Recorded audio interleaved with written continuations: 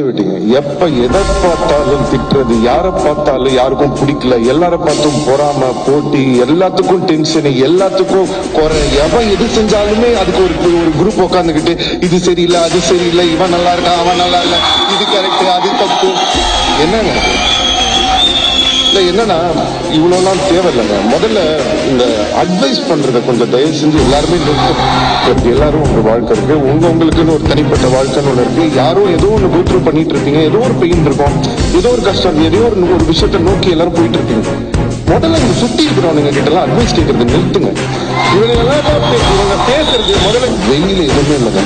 உள்ள சரியா வச்சுக்கோங்க, உள்ள சுத்தம், உள்ள நல்லா இருக்கும். எல்லார்கிட்டையும் அன்பா இருங்க. இந்த போட்டி, பொறாம, சண்டை இதெல்லாம் எதுவுமே வேண்டாங்க.